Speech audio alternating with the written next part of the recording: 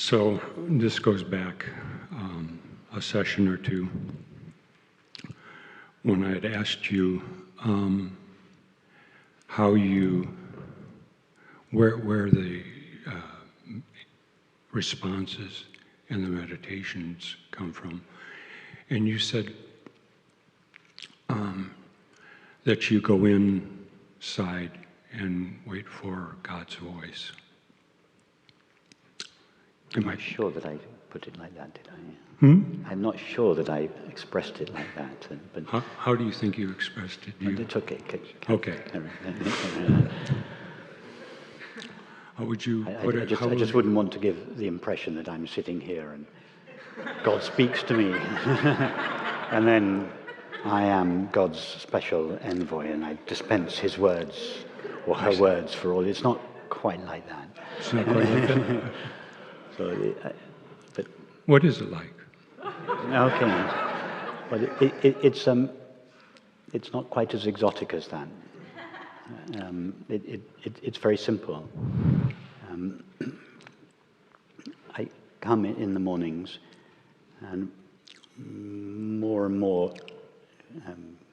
when I come to the meditations in the morning, I feel I have really nothing more to say. I often sit down and just think, oh, there's nothing to say today, and I know you're all comfortable with that. I think in the early days, I'm sure I did, feel the pull of your expectation. I'm talking you, everyone attending. I felt some expectation, and I felt the pull of that expectation, that I had to meet it and say something. And in the early days, I had a lot to say, as you know. So, but more and more, due to the refinement and distillation of the teaching and the growing maturity of the people that have grown around the teaching, I feel there's less and less to say. So I often sit down and think, okay, there's nothing to say, we'll just sit in silence for an hour. And I don't think any of you would mind if I did that. But usually something starts to bubble up. It just comes. It's like the analogy I sometimes give it. On a misty morning, all you can see is the mist. It's just void. It's just white. It's just mist. There's nothing there. And then slowly, the mist thins, and the landscape emerges. And at some point, the landscape is clearly defined. Well, it's like that. To begin with, it's just mist, just quiet. And then slowly, something emerges. And at some point, it comes into my mind in a verbal form. And then I speak. I say something. So it's... If you ask me where it comes from, I don't know. If you were to ask me, is that God speaking? No, that sounds too exotic, possibly a little pretentious. It's simpler than that. In fact, I said to Kira a couple of mornings ago, just as I was leaving for meditation, I said that this morning, I really don't have anything to say this morning. She said, oh yes, I'll believe that when I see it. So it's very simple. It's just simple. I just sit here in silence like you. And then, of course, the previous conversations, the request for a yoga meditation, and maybe somebody's intense, where are you? Looking for a nun's intense search for enlightenment. A few of the conversations that we have, all these conversations, they remain in my mind, and the meditations that come are, at least in part, a response to some of those questions, like an experiential response to them. So it's not that the meditations just come out of a vacuum. The traces of our previous conversations remain in my mind and weave their ways into the meditations.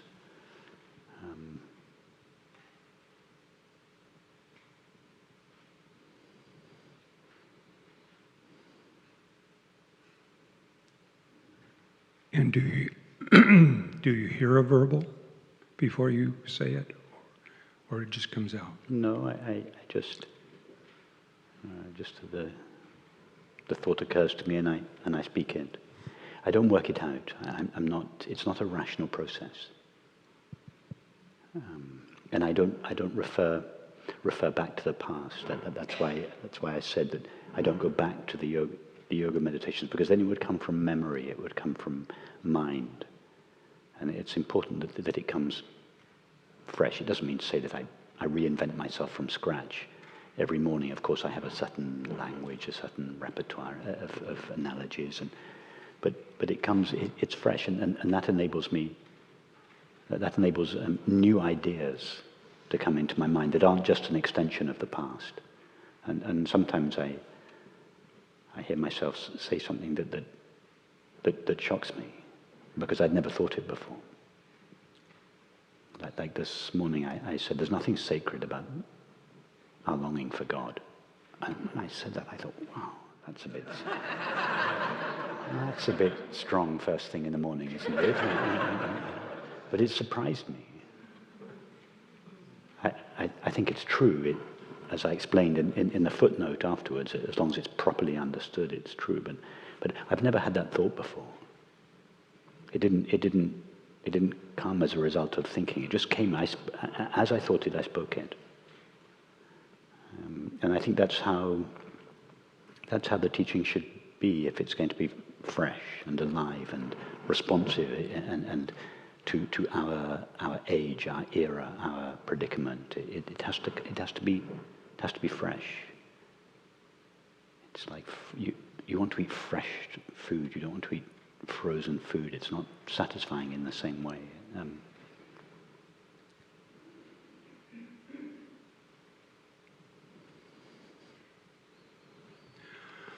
The primary reason for the question is I think my process was similar to yours when I was doing group or when I was teaching energy work, in that it would just emerge. But one of the things I've noticed since we've retired is whether it's God's voice or guidance or whatever, maybe it's just that I don't need it, but I don't feel it like I did when I was teaching or conducting group. And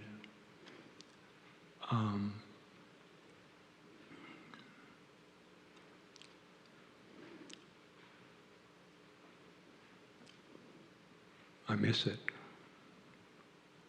You know, I miss that being pulled from me. Yes, I understand what you mean. Because if we didn't gather like this in these retreats, I wouldn't think half the thoughts. I wouldn't have half the thoughts I have about this matter. That's why I don't really enjoy writing. It's why I don't really enjoy writing. I enjoy speaking. I enjoy having conversations with you, because I feel it's like you pull something out of me that I didn't even know was there. But I don't tend to do that for myself. Okay. I don't sit down. If I sit down to write, I tend to go. I go to my mind. It gets rational. Whereas it's much more spontaneous when I'm speaking. So yes, if I didn't have this, if we didn't gather like this in retreats, there'd be no teaching. It's not that I work out the teaching when I'm back home and then just bring it to these retreats and disseminate it. No, the teaching is created live in these meetings. If we didn't have these meetings, I wouldn't have a teaching. The teaching is created by this interaction between us. Yes, it's true, I'm the mouthpiece of it, but it's created by our interaction. And as you rightly said, the verbal teaching is only just an aspect of it. The quality of friendship and love in this community is itself. It's not a vehicle of the teaching, it is the teaching. That love is the teaching. It is the healing agent in the teaching.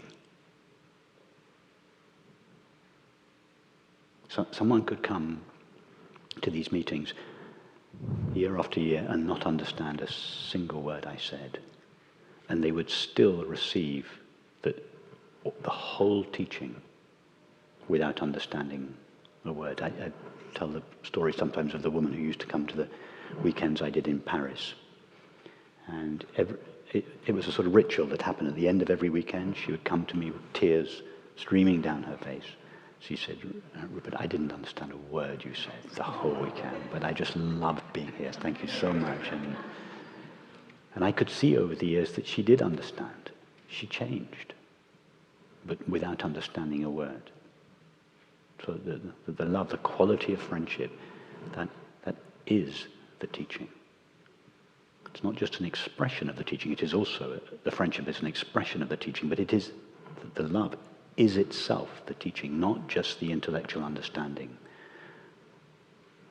And that's why on these retreats we have so much time in between the meetings. We don't just meditate formally all day long. We have periods of meditation and conversation, but then our meals go on for 3 hours, and we spend the afternoon sitting in the sun on the steps chatting and sitting on the bench talking, and it's why so much time is given to friendship, that the teaching is taking place around the table on the pathways in the forest, and it's very much part of what we do here. And of course, transmission, right? No, there's no transmission. No, I know we bet. No, there's no transmission. There's the sharing of being, the magnification of being. When we all come together, the being that we all share is magnified and shines a little bit more brightly in our life than it sometimes does. There's no transmission. I know we've had that conversation before, and I'm not. Maybe it's the background of all that. It's all part of the old student, teacher, guru, disciple kind of paradigm, which was beautiful in its time. But this is a different era. This is an era of friendship, not teachers and students. I have no students, and I'm not a teacher. All I know is friendship. All I love is friendship. And there's no transmission from one friend to another. There's a sharing of being, a shining of being, a magnification of being when we all come together.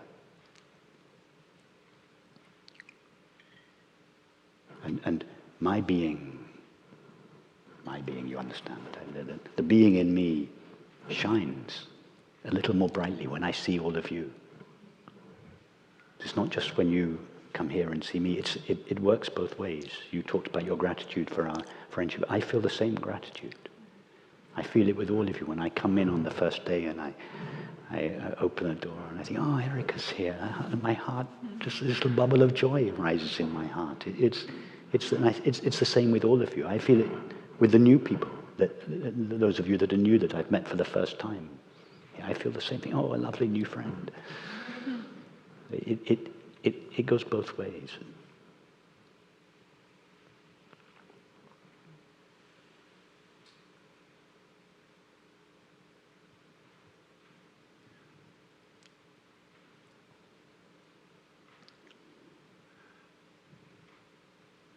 Well, I think I might be like the French woman. When we come here,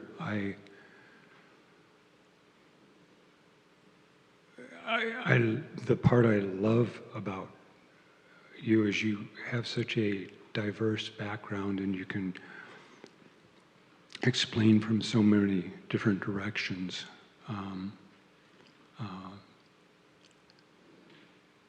But I really feel it. And that's You where the idea, don't feel... I really feel it. I feel, probably because of my background, I feel energy and... But you're absorbing, just by being here, all of us, we're all absorbing. It's not the teaching.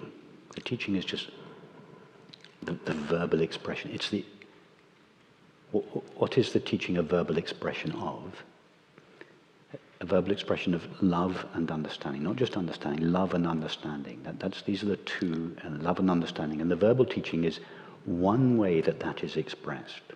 But there are other ways that love and understanding are expressed. Humor, friendship, creativity. And again, that's why we have a concert on Wednesday night. It's why we have an art room. It's because we value creativity. These are all means by which love and understanding are communicated. And if we are here, that we are just absorbing that love and understanding, whether we know it or not. For some of us that have very investigative, rational minds, we like to analyze all our ideas and think about them and explore them. But others take in the teaching more, take in the love and understanding more through osmosis, more through their bodies than their minds. It doesn't need to go through the mind. It can do, and there is part of the teaching is tailored to those of us that have minds like that, but some of us don't. And those but those the teaching goes in another way, so to speak, through the body, not directly through the mind. It doesn't need to go through the mind. So you're absorbing the teaching, whether you know it or not. And it's not really for us to know how we're doing. That we can't know, but everybody else knows. And all of us who have known you over the years can see without any doubt whatsoever how this love and understanding has transformed you from the inside, whether you feel you understand it or not. I know you do understand it, but and I see that on so many people, so many of you that come back over the years. I see you transformed over the years, and that gives me deep joy.